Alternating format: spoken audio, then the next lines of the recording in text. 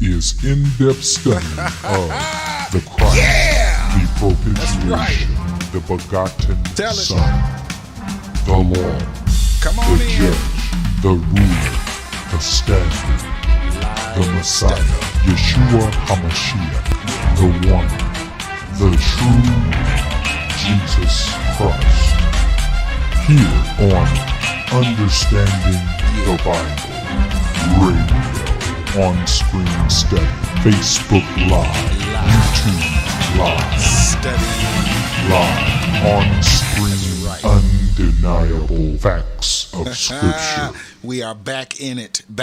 No tithing, no seed sowing, no money here, no product sold. God doesn't need your money. He needs you to crave His Spirit, that it be in you. You can't do it without His influence anyway. But if you think you can, see if you can prove it wrong. Crave it. Crave it anyway. Crave it anyway. Just make up in your mind. That's all you got to do. Make up in your mind. We are not here for 10 minutes. We're not here for 15 minutes. We're here for an hour. We're studying Deuteronomy. We're in Deuteronomy 23 right now. Going into it, going to do it all in 1 hour. Period. If you don't want to be here for that long, you don't have that, you're looking for some entertainment, you know what to do. Jump somewhere else. We're studying. We are doing what ministers should be doing before they write out and prepare their sermons to preach to you. Now, on social media. Things are opening back up slowly but surely. Things are opening back up. And so now they're going to be going back into the pulpit. I'm sure. So we are here. Bottom line, this is what we do. We show the true definitions of Scripture right on screen. No more reading English translated Bible and not knowing what it meant. Period. So we're going to, because we show it right here on the screen. It's going to be our blueletterbible.org. We're going into Deuteronomy 23. We worked through the others. You need to see them. Go look at them. They're on the YouTube. Look at them in your convenience. Study along with them. If you go to Blue Letter Bible and you sign up a profile, it is totally free. Totally. You go to your preferences wheel on the top right corner, and then what will happen there is you will click it, go in there. Let me see if I can't make it show on this. I got this blown up so you can see it on your devices. You go in there and you go all the way down on the right side, on your right side of the columns to get the Strong's numbers, and you click it, or you just click Strong's numbers box here. Click it here and your scripture will show up with the concordance numbers giving you the Hebrew definitions to the English. Okay? All right, so God is instructing people. He's instructing His people, the 12 tribes of Jacob, which is better known as Israel, not the country, not the land, the city. He's talking to a group of people amongst a lot of other people. Okay? And He's instructing them in His covenant that He's establishing with them at that time. Do not forget, He divorced this covenant, and it's shown in Jeremiah 3:8, Jeremiah 31. Talks about a new covenant He's going to do in Jeremiah 31, and I believe Ezekiel 36. He talks about it. If they didn't tell you that, now you know. So you can look it up and see the truth for yourself about it. Okay, good deal. Here's we're going all the way through here. We're going to read through it, and then we're going to talk about it. And we're going to study it out. So I need you to post up comments about what you're seeing. Try to get understanding. Hey, Ron, see what this means in the Hebrew. Post it up on the YouTube, on the Facebook. We're here. Understanding the Bible Radio is on Facebook and YouTube, and I'm Ron Saxton on the Facebook. Okay, subscribe, follow. Do it now. Share the study. It's totally up to you to keep it on your wall or save videos, whatever you want to do. Share it, like it, whatever have you. Totally up to you. Hit the like buttons if you're there. Hit the like buttons, please. I'm going to hit mine. Bam, bam, bam. I'm going to hit mine real fast. All right, okay. All right, good deal. So, let's go. One moment. Okay, here we go. He that is wounded in the stones, or hath his privy member cut off, shall not enter into the congregation of the Lord. He that is wounded with stones, or that hath his privy member cut off, shall not enter into the congregation of the Lord. A bastard shall not enter into the congregation of the Lord. Someone that does not have a father. Even to his 10th generation shall he not enter into the congregation of the Lord. Okay? An Amorite or Moabite shall not enter into the congregation of the Lord. Even to their 10th generation shall they not enter into the congregation of the Lord forever. Because they met you not with bread and with water in the way, when you came forth out of Egypt, and because they hired against thee Balaam, the son of Beor, of Pethor, of Mesopotamia, to curse thee. They hired someone to come against them. All right. Nevertheless, the Lord thy God would not hearken unto Balaam, but the Lord thy God turned the curse into a blessing unto thee, because the Lord thy God loved thee. That's very important. Yeah. Thou shalt not seek their peace nor their prosperity all thy days forever. Thou shalt not abhor an Edomite, for he is thy brother. Thou shalt not abhor an Egyptian, because thou was a stranger in his land. The children that are begotten of them shall enter into the congregation of the Lord in their 3rd generation. When the host goeth forth against thine enemies, then keep thee from every wicked thing.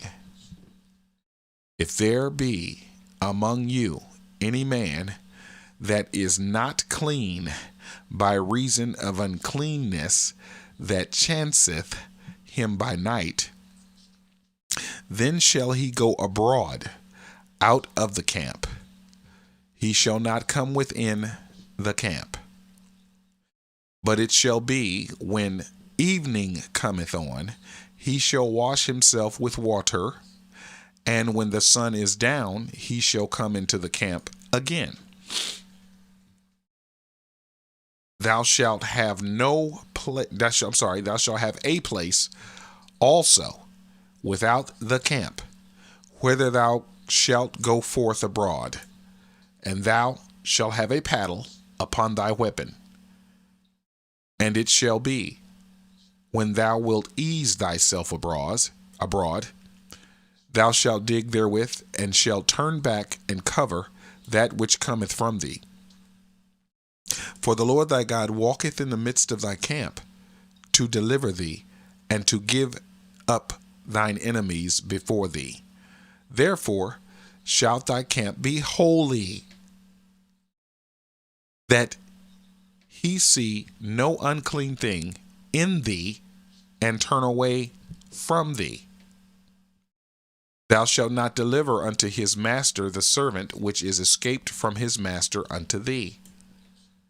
He shall dwell with thee, even among you, in that place which he shall choose in one of thy gates, where it liketh him best. Thou shalt not oppress him. There shall be no whore of the daughters of Israel, nor a sodomite of the sons of Israel. Thou shalt not bring the hire of a whore, or the price of a dog, into the house of the Lord thy God for any vow. For even both these are abominations unto the Lord thy God. Thou shalt not lend upon usury to thy brother, usury of money, usury of victuals, Usury of anything that is lent upon usury. We'll be looking at that one, I'm sure. Unto a stranger thou mayest lend upon usury, but unto thy brother thou shalt not lend upon usury, that the Lord thy God may bless thee in all that thou sittest thine hand to in the land, whither thou goest to possess it. When thou shalt vow a vow unto the Lord thy God, thou shalt not slack to pay it. For the Lord thy God will surely require it of thee, and it would be sin in thee. But if thou shalt forbear to vow, it shall be no sin in thee. That which is gone out of thy lips, thou shalt keep and perform. Do what you say you're going to do. Have integrity. Okay. Even a free will offering, according as thou hast vowed unto the Lord thy God, which thou hast promised with thy mouth. When thou comest into thy neighbor's vineyard, then thou mayest eat grapes, thy fill at thine own pleasure, but thou shalt not put any in thy vessel. So you're not taking none with you. You can eat it while you're there. Don't take none with you. When thou comest into the standing corn of thy neighbor, then thou mayest pluck the ears with thine hand, but thou shalt not move a sickle unto thy neighbor's standing corn. Okay, don't cut any down. There you go. That's verse 25. Rissa stopped by. I want to say hello to you. Anybody else out there, hit that like button for me. I want to say hello to you. I want to say hello on the YouTube chat. I'm looking at it. Say hello to me. I want to say hello to you. Thank you for being here. I do appreciate it. I do appreciate you being here. All right. So now we've got some interesting topics in here. Very interesting. Do the first one. First two verses. First two verses from Helena. Yeah, he said, he that is wounded with the stones. What is that? He that is wounded with the stones or has his privy members cut off. We're going to take a look at it. Let's take a look at the H6481 first. Let's see. Strong's H6481. Patsai. Patsai. Wounded, to bruise, wound by bruising, to wound by crushing. Okay, that's really it. Let's see. Oh, to wound, to cleave, to make a viscere, compare. Okay, I don't know what cant is there. First Kings, Deuteronomy. That's where we are. That's it for that.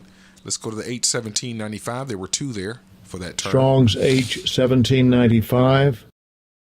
Dakar. Dakar. That's wounded. We translated wounded with stones. Let's say a crushing. Okay. Let's see here. There's the concordance definition. That's all you get there. Here's the lexicon. Look at that. Got a little more. Good deal. Some detail. A crushing of the root of this Hebrew term. Deuteronomy 23. Looks like that's the only one. Mutilated or castrated. Oh my God. Oh, I just get that word just by crushing the testicles. Oh my God. Sorry, just had a little eerie pain there when I read that. Oh my gosh. There can be no doubt that a peculiar mode of castration, oh my gosh, is here alluded to, which, as we learn from Greek physicians, as customary in the East, in the mode, the testicles of every young boy's were softened with hot water, oh my God, and were extirpated by rubbing. I have to look that word up, extirpate. Such as a eunuch Such a eunuch was called by the Greeks, this Greek term here for this Greek term, well rendered by the Vulgate, these, I think, Latin terms. We got to go to our Webster's. Woo. We got to go to our Webster's 1828 to get the, if anything happens and I crash, I will return. Okay, I'll come right back. If anything happens with a crash, let me see, where's my Webster's 1828? There it is. I believe it's extirate. I believe, let me see here. I'm looking it up. I'm going to look up the word in the Webster's 1828 here. Extirpate. Extirpated. Okay. Extirpate. But extirpated was there. To pull or pluck up by the roots. Oh my gosh. To root out. Wow. To eradicate, to destroy totally, as to extirpate weeds. All right? Or plants or whatever have you. That To sounds eradicate, painful. to eradicate, to root out, to destroy wholly, as to extirpate error or heresy, to extirpate a sect. In surgery, to cut out or cut off, to eat out. To remove, as to extirpate a win. So let's go with our word, our original word, since I showed it was there. You could do all this on your own. All it does is take a little time, a little diligence, and you could do it too, to study for yourself. Yes, you could. Extirpated, plucked up by the roots, rooted out, eradicated, totally destroyed. So now that's why it says later on, it tells you what it's meaning. He that is wounded in the stones. He that is wounded in. I don't know if I said by or, but it says in the stones. Oh, Lord, please protect my stones. Or hath his privy member cut off. You know what that is. I think you know what that is. We're going to go in there just to make sure we know what it is. Let's not assume what it would be. The next line. Strong's H 3772. Oh, gosh. Karath. Ooh, this is a serious thing. Karath. Cut off, make, cut down, cut, fail, destroy, want, covenanted, hew. That is the way the KJV translates and uses it in English. To cut. Off, down, off by a body part. Cut out, eliminate, kill. Cut a covenant. Cut off. Cut off a body part, behead, cut down, hewn, cut or make a covenant. Let's see. To be, cut off, down, chewed, off, fail. All right. We got those. Destroy. We've seen that. To take away, to permit, to perish. Here's our concordance only information here on the Strong's Concordance. All right. Originally by cutting flesh and passing between the pieces. Phew, man. Let's go to our lexicon here. Got Deuteronomy 19. Let's see if our Deuteronomy 23 right there. Castrated. That's what it means. More fully, this Hebrew term here, castrated. Oh, my goodness. Yeah. You cannot enter into the congregation of the Lord. A bastard is someone that doesn't have a father, I understand. Let's take a look at that one. That's verse 2. Strong's H 4464. Mamzer. Oh, this is serious. Mamzer. This is serious. Darlene Brown stopped by. Hello, Darlene. Hit your like button for me. Hit your like button. Please, I'm going to hit the love button. I'm going to hit my love. But that's all we need. We don't need no money, no tithing, no partnering, no seed sale, no PayPal, no nothing. We don't need that here. All we need is for you to hit the like button. The Lord needs you to submit yourself to him, that you receive his spirit, crave it, long for it, need it now. Start now. Don't stop. It's between you and him. Bastard, child of incest, illegitimate child. That's what it's saying. Bastard, mixed population, born of a Jewish father and a heathen mother, or vice versa. Okay, that's what he considers it is. Doesn't say someone that doesn't have a father. It's telling you right there in the outline of the lexicon.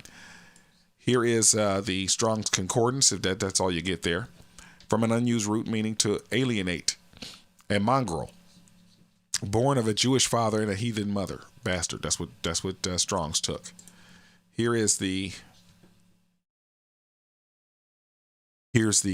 lexicon, the Hebrew Chaldee. You also have the Brown Drivers Briggs. This is the Gesenius showing in the Blue Letter Bible.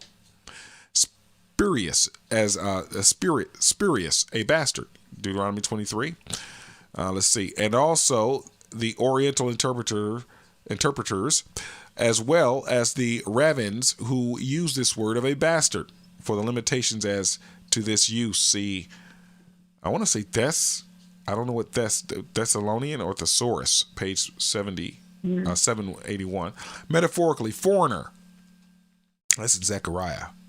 Foreign nations were often. Yeah. Foreigner nations were often compared to harlots as being seducers to idolatry. By the Hebrew poets, inspired prophets. Okay. Let's see here. It's not too long, so we can look at it all.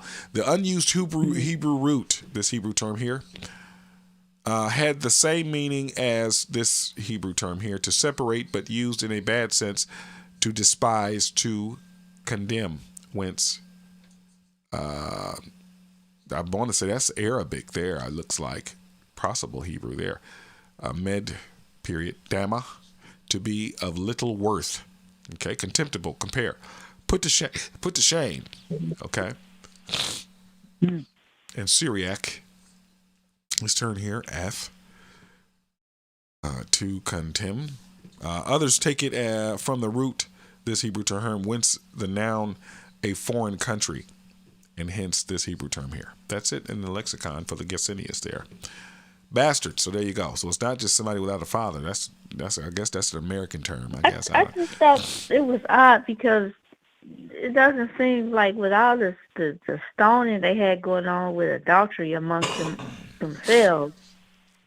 You know, why would you just don't? You can't. I can't picture bastard children or people in their midst like that. Oh yeah. Incests and stuff going on, and because that's what it was, that's part of it also going on between. Well, yeah, I mean, I know it happened, but I'm saying like when they got caught, they had to kill. If they got caught, it was so much killing going on. It was crazy. Yeah, if they got caught, yeah. See, that's some serious stuff. If you get caught, okay. You know, you had to get caught first and be brought before the people, and then brought before the judges and the Levitical priests and all that. So yeah, can't enter in. So they hid incest. Wow. There you go. This is back then. Now this is not for now. We're not studying this to see what we should be doing now. That's not what we're doing. That's why I can't. It's hard to picture because I'm just saying for the people that's listening. They had such strict rules. Yeah, this stuff is getting strict. All right. Yeah. Yeah. Now the Ammonite. I can't see how they got away with any of it. Like anything. Hiding, any of it. And everybody looking at everybody else to see what they doing. Mm-hmm. Somebody's watching you. You think you got the problem with the cameras now, man? Shoot, you'd have been in this group. You couldn't do nothing wrong. They couldn't hear you doing nothing wrong. They ready to take you out and stone you. Mm-hmm. You know, Ammonite. Wow. Moabites are not enter in. Okay, the congregation. Okay, we already know that they're not of the 12 tribes, so they're not supposed to enter in. No Gentiles, basically. Okay. Now, I thought verses 7 and 8 was interesting because... Go ahead. Yeah, because he's saying they can't abhor, they can't hate an Edomite because I guess because of, Edom, it's his brother. And thou should not abhor an Egyptian because thou was a stranger in the land. But they treated him like, crap. Yeah, but they weren't allowed to hate him. It just sounds so weird. Yeah, let's take a look at abhor. Let's take a look. Strong's H 8581. Ta'av. Yeah. Yeah, Darlene, Josh in, I want to thank you for the like. Thanks for hitting that like button for me. Sonia's there. Mr. Douglas stopped by. How are you? Good to see you. Good to see you. Abhor, abominable, abominably, utter. To abhor, be abominable. Okay, to abominably. All right, to be abhorred, to be detested, in the ritual sense, like you say, hate them. In the ethical sense, to loathe, abhor, regard as an abomination, look down on. So we're being racial, prejudice, whatever have you, towards them. The ethical sense, we're just hating them for whatever reason. To cause to be an abomination, to make abominable. I don't think we need to go deep into the lexicon, but but I think we get the understanding. To abhor them, okay. I think we understand. It's pretty small. Let's see if Deuteronomy shows up in there. Deuteronomy 7 shows up. Okay. So just to go there. So we're not to be abhorring them. These Egyptians and all of them, and let's see, the Ammonite and the Moabite shall not enter because they didn't help them. They didn't offer them anything. You see, because they met you not with bread and water in the way. They didn't help them when they came from Egypt. Okay, but yet and still they called somebody. Balaam was a person back then. That's not the spirit Balaam. And they called him to curse them, to stop them, to fight against them or kill them. And the Lord turned it around, is what he said. Yeah. That was just the other verses above that. But the children that are begotten of them shall enter into. Look, now the children, if any of the Jewish men had any children by them, by the Edomite and the Egyptian, okay, their children that are begotten of them shall enter into the congregation of the Lord in the third generation. Okay. In the third, they had to wait till the third generation. Sounds like this has something to do with the DNA there, as the third generation goes on and on and on. When the host, it sounds like it to me. I mean, I don't know. It didn't really say. When the host goeth forth against thine enemies, then keep thee from every wicked thing. Then keep thee from every wicked thing. All right. What's your next one, Helena? I was just looking to see if there's anything about that there in verse 9. I don't see. Anything else you saw interesting? I had clicked over on the definition and it took all my check marks away. Oh, wow. Now I gotta. That's okay. Take a look. I forgot that it does that. Now, if anybody be among you is not clean by reason of uncleanness, chanceth him by night. Verse 10. Then he shall go abroad out of the camp. You got to go away from where you live. He shall not come within the camp. Yeah. But he should become clean, wash himself. Okay. And the evening is come when the sun is going down. Okay. That's when the evening comes. Night comes when it's down all the way. All right. He shall wash himself with water. Now he's away from the camp. He shall do that there. And when the sun is down, he shall come to the camp again. Got to wait till do it during the evening. Wait till the sun comes down. Thou shalt have a place also without the camp, whither thou shalt go forth abroad, and thou shalt have a paddle upon thy weapon, and it shall be, when thou wilt ease thyself abroad, thou shalt dig wherewith, and shall turn back and cover it. So we need to have holes out. We need to go have a place that is designated for everybody to go when they need to relieve and ease themselves. You know what I'm talking about, number 1 and number 2. Okay. Dig a hole and drop down in there and cover it back up. Come on in. Okay. Why does he say do this? Away from the camp. Because the Lord thy God walketh in the midst of the camp, to deliver thee and to give up thine enemies before thee. Therefore shall thy camp be holy, that he see no unclean thing in thee and turn away from thee. That was back then now. That was back then. Okay? Because this is divorced. Remember that this covenant is divorced in Jeremiah 3:8. Just got to put it out there. Click your like buttons. Hit your like button. Say hello. Say something. Let me know that you're there so I can say hello to you. The point is here with this, like the last 2 chapters before, this is something that if you're going to keep the law that you have to do. Yeah. Am I correct? Yes. If you're keeping the law. You still have to go.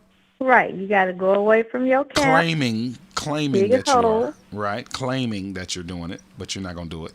Hmm. You're not going to do it. But anyway, not to mention it's divorced in Jeremiah 3:8. Take a look at it. So anybody claiming they don't, a lot of people don't even know that he divorced them. They don't even know it until you show it to them. Because I didn't know. I didn't know it till we studied it right here on Understanding the Bible Radio. I didn't know it until I shown it. There it is. We got some more. He's showing me why. He's showing me why. And they think that the law he's writing in their hearts is the 10 Commandments, the covenant that he divorced. The words of that covenant, he's just going to put it in there. No, that's not it. It doesn't fit. This 10 Commandments is the words of this covenant. Why would he put that back in you? Now you got to go and do all this stuff. Now everybody should be out there raising cattle. We got to get the temple back up so we can sacrifice for our sins and all that. No, he's talking about the law of the Spirit of life that is found in Romans 8 that is in Christ Jesus. It makes you free from the law of sin and death. The law of the Spirit of life. You can search it. It's in Romans 8. I only use the King James. I don't know what the other versions say. But it saves you from the law of sin and death. Okay? It's in Christ Jesus only. That's why you need to crave him, long for him, need him, crave his Spirit to be in you. Crave him. That's all you need to do. That's what your prayer should be about. That's what you need. I'm just letting you know. Again. Okay? All right. For the Lord thy God walketh in the midst of the camp. There it is. See, to deliver thee. Okay? And, he says, and to give up thine enemies before thee. Therefore shall thy camp be holy. Now, what is that holy? Let's see. Without sin. Let's see what he says there. Strong's H 6918. Kadosh. Kadosh. That's the Hebrew. Second entry. For holy. Kadosh. Kadosh. Another one. That's it. Holy, holy one, saint, sacred. Look at that. Sacred. Holy, holy one, saint, set apart. Set apart. Uncommon. Free from defilement of crimes, idolatry, and other unclean and profane things. In fixing the proper notion of this word, the classical passages are Leviticus. We're going into Leviticus 11. Once we're done with this, I'm sure. Whereafter the law respecting unclean meats were to be abstained from. It is said, ye shall not pollute yourselves with these things, lest ye make yourselves unclean. Okay? And be ye holy, pure, for I am holy. Okay?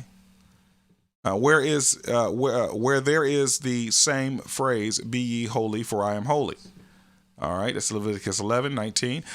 Is put at the beginning and the end of a section containing various laws against fornication, idolatry, incest, idolatry, and other grievous crimes. Deuteronomy 23:15. To the law respecting purging the camp of human filth. See that? So you're not supposed to do that. And human filth is also bathing. We washing the dirt off is in the house. Well, it goes down the drain. Well, he says don't do it in your camp. But this is not for us because we're not under that covenant. That covenant is divorced from the 12 tribes of Jacob. Okay? He's just establishing all this back in that time. I have to say that over and over. Somebody will pop up with a comment, we have to do it. And we're not doing it, we're going to hell. So just, there you go. All right. Respecting purging the camp of human filth, there is added, for Jehovah walks in the midst of thy camp. Okay. And this Hebrew term here, therefore let the camp be holy, clean. Okay. That God, see that? See no unclean thing and turn away from thee. It is attributed, but with a notion a little different. Okay. To God, as abhorring every kind of impurity, because he's totally pure, which we are not. I'm sure he doesn't take baths and goes and eases himself. Okay. He's a spirit being of all spirits, both physical and moral. All right. See that? As being the judge of what is right and true. He is, because he is what's right and true. Whom men fear and reverence. Psalms 99. What it is joined with. God is sometimes called, this Hebrew term, this Greek term, Job 6. Okay? And so I'm going to let you guys, study the rest, but because there's plenty there, you guys can take a look at it. All you have to do is Google Strong's H6918. Strong's space H6918 in your Google, and you will be able to get the Blue Letter Bible link and other online study links, and you can click it and see right there what that is. Now, I know that the Blue Letter Bible has the lexicon page screen print to give you more detail, so you might want to use that to see it if you don't have your own lexicon to look it up, just to let you know. What else you got, Helena? Did you catch up on anything?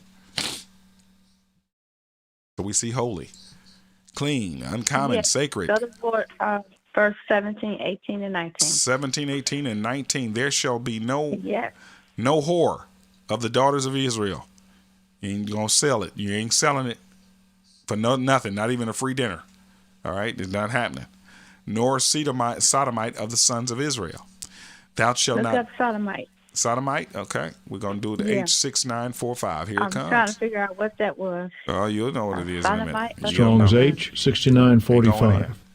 We're going in. Kadesh. Kadesh. That's very close to kadosh, which is the holy, huh? Sodomite, unclean, male temple prostitute. That's what it says. You're not supposed to sell. Oh, okay. Oh, it's pretty short. That's what Okay. they call a male prostitute. Sodomite. Okay. Yeah, because if a man is buying a male prostitute, somebody gonna have to go in somewhere they ain't supposed to be going into. I'm trying to stay cool. Wow. I'm trying to stay cool. Somewhere, somehow, a man is gonna do something that he's not supposed to do with another man. It's gonna have to, So there we go. Sodomite, consecrated, Astarte or Venus. Oh, wait a minute. To Astarte or Venus, and prostituting himself in her honor. Men are from Mars, women are from Venus type stuff. No, you ain't from Venus. You from Earth. So Okay. they couldn't go Anyway. into. But that just seems so odd because they're in the camp of Israel. Why would they go into somebody else's temple, and when they're in Israel, prostituting themselves to an idol? That doesn't make. I can't even visualize it. Well, we in the early part of this book, he tells them over and over, don't go worship other gods. If somebody comes and tells you, come on, let's go worship, don't do it. He had to tell them over and over. Why? Because he already saw and made provision. You're going into a land that is surrounded by all these Gentiles that worship all these other gods and do all this other stuff. And I'm telling you, don't do it. Don't do that. Don't listen to that. Don't follow that. You follow me. You stay with me. Stay in what I'm instructing you. Warning them ahead of time. Yeah, prostituting himself in her honor. So, selling it for, I guess, the Greek god Venus and Astarte are sexual gods that, we give ourselves over to for sexual things. We just can't stop. We just got to get it. We got to do it. We got to do all this stuff. So don't sell yourself, in other words. So Deuteronomy 23:18, that's where we are. Let's see. This Hebrew term here, feminine, I guess, consecrated to Venus, consecrating yourselves to her as a harlot, to sell. All right. As to the Libidinous worship of Venus amongst the Babylonians. See, that's what they do. Venus is the Babylonians, so don't do it. That's what he's saying. Let's see, let's get some more. Of a town in the desert to the south of Palestine. See Rolandi Palestina, page 114. Okay. So there you go. So they're not supposed to be doing that. Okay. In this covenant, they weren't supposed to be. Don't do it. He's telling them, thou shalt not bring. He's chastising them, really, because chastisement. Helena, what is that? What is that going on over there? My gosh. Chastisement is something happening. That's why Push the button. You know, use that button whenever you can. Chastisement doesn't just mean, oh, after you did something. In the English, well, even in the human way, we tell our kids or friends, or we warn people, don't do that. I wouldn't do that if I was you, man. I wouldn't do that. I wouldn't do that. You know, you tell them don't do that. You tell your kids don't do it. You're really you're instructing them beforehand. You're giving them instructions beforehand. And when they go do it or whatever, then you also discipline them. Also, it's a chastisement also. So you're instructing them beforehand, and you are dealing with them after the fact that they did it anyway or whatever. So thou shalt not bring the hire of a whore. You ain't supposed to be prostitute at all. Or the price of a dog. Now that's interesting. Let's see this. The animal laws and stuff. We got all the animal stuff going on. Let's see what this price of a dog means. Strong's H3611. Kelev. Dog. So that's all we got in the King James. Dog, literal, contempt or abasement of pagan sacrifice of male cult prostitute. Same deal. For that male prostitute. God, he said a male prostitute is also falling under dog. So let's see here. Wow. See if we can find anything else. Here's only what the concordance gives you there. Here's the lexicon. The Hebrew lexicon, Gesenius. This is it. That's all. Let's see. Any more? Yeah, there's plenty more. Let's see if we can find our Deuteronomy. No, it's not. It's pretty short. Deuteronomy 23 is at the bottom. Also, because of the shamelessness of dogs, this name is given. Okay, to Scorta virilia. I don't know what that is. Greek term. I don't know what that. Apoc. 22:15. Not sure. But yeah, there it is. So let's see here. In the East, let's see. Let me get all the English I can get. So-called from barking, as if barker. That's strange. A dog. It's a dog. Secondary roots, taking their signification from the nature of dogs. Are to be rabid, to persecute one's enemies. Also to be rabid. Some I want to say that's Arabic, Syriac there. In the East, troops are of fierce, half-famished dogs without masters, are often wandering around the towns and villages. Okay, whence fierce and cruel men are sometimes called dogs. Okay, they're like animals. As a dog is also an unclean and despised animal. Wow. We just go wash him up, Ron. We just go wash him up. So by way of reproach, anyone is called a dog. Okay, a dead dog. All right, a dog's head. Just as in the East, in the present day, Christians are called dogs by the Mohammedan rabble. What is that? Mohammedan rabble.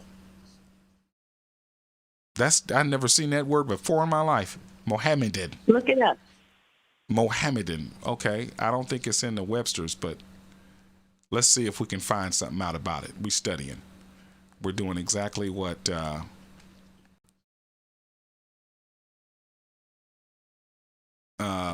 would be interesting to know who would call me a dog. Mohammedan.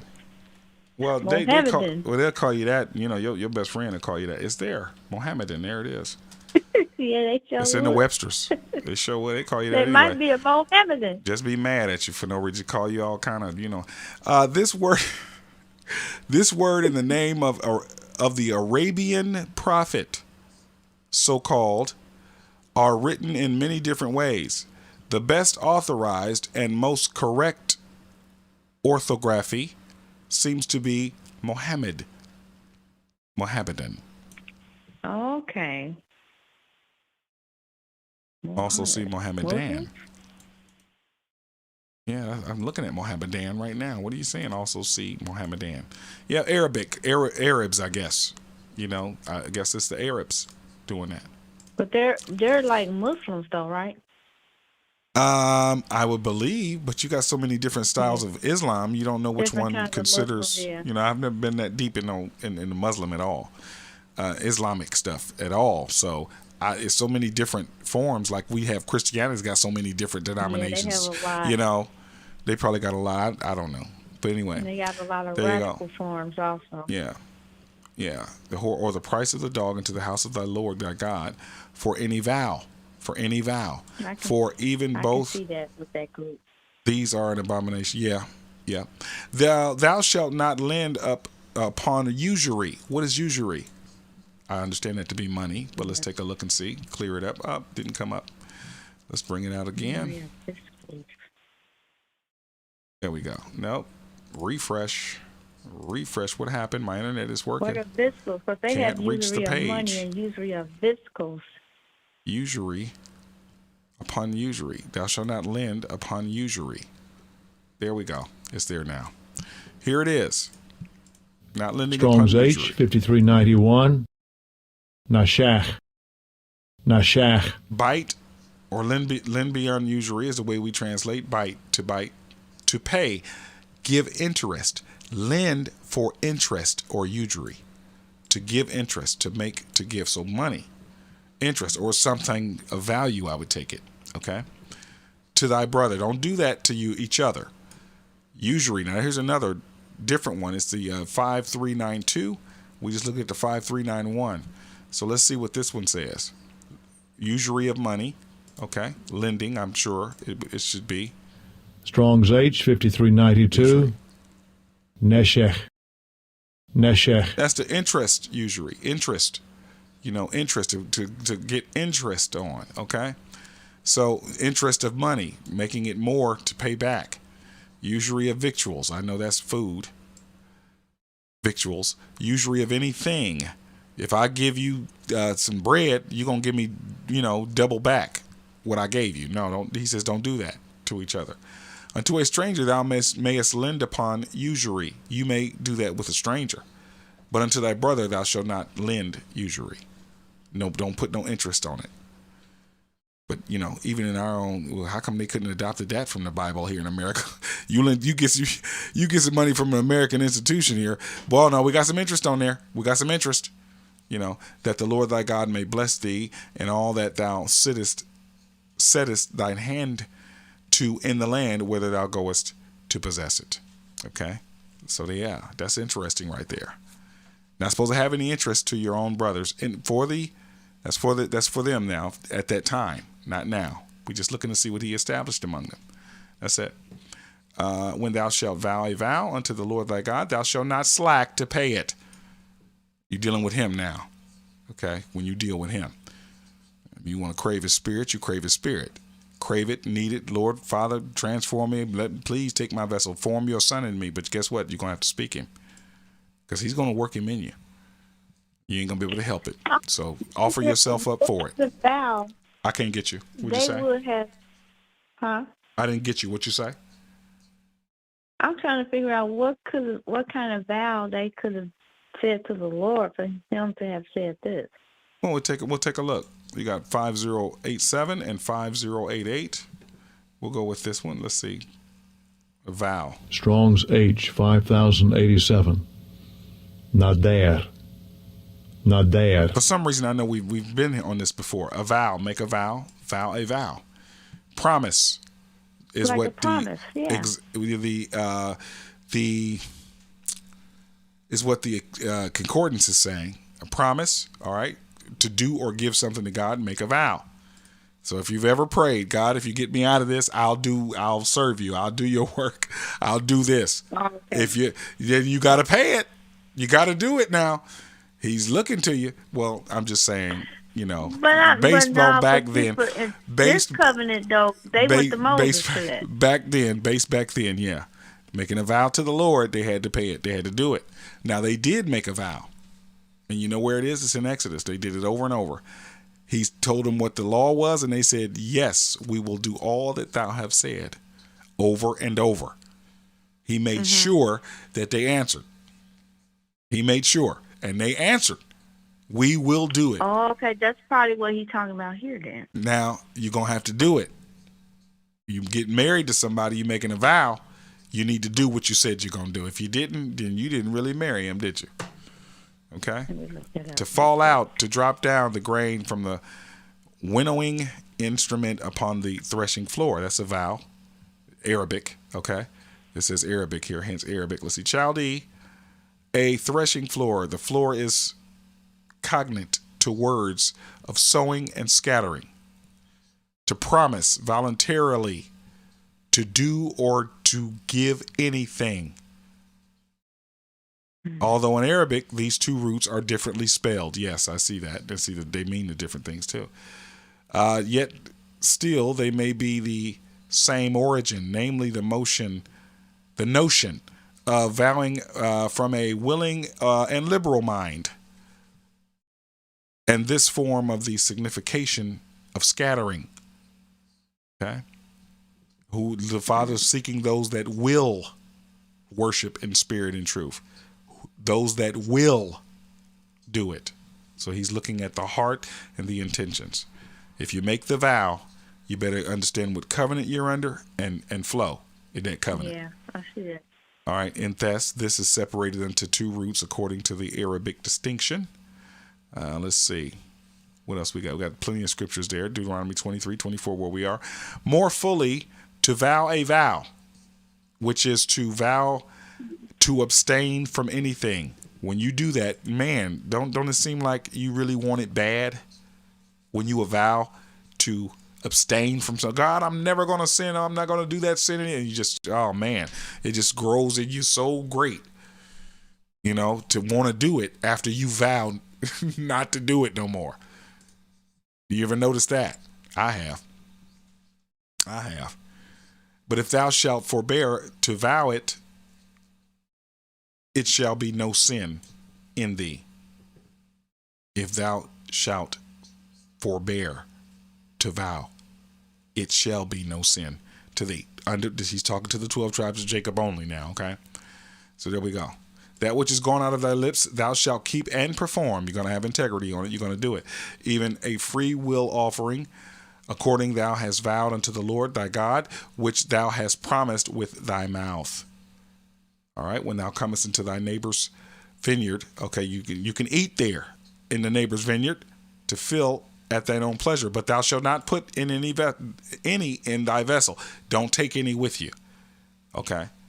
And that's also for the corn. You can eat there. You can pluck with your hand, but you shall not sickle unto thy neighbor standing corn. Don't cut down the stalk. Just take it off the stalk, okay, with your hand. And basically that's it. We're coming right back with the next one, the next Deuteronomy 24. We're coming right back. I don't see any comments here, but I want to thank you guys for stopping by. Gwendolyn, Mr. Douglas, Sonia, Darlene, and Rissa. I thank you guys for stopping by. Thank you on the YouTube. I don't see a chat there from you, but I want to thank you. Hopefully you'll come back for the next one. In a matter of minutes, I shall return with Deuteronomy 24, and we'll continue on to see what he did and said with them back then. Appreciate it. Please allow us to extend our deepest thanks, our humblest appreciation, our greatest gratitude for your fellowship here with us, sharing the letter of the gospel, the ancient definitions of Scripture. This is Understanding the Bible.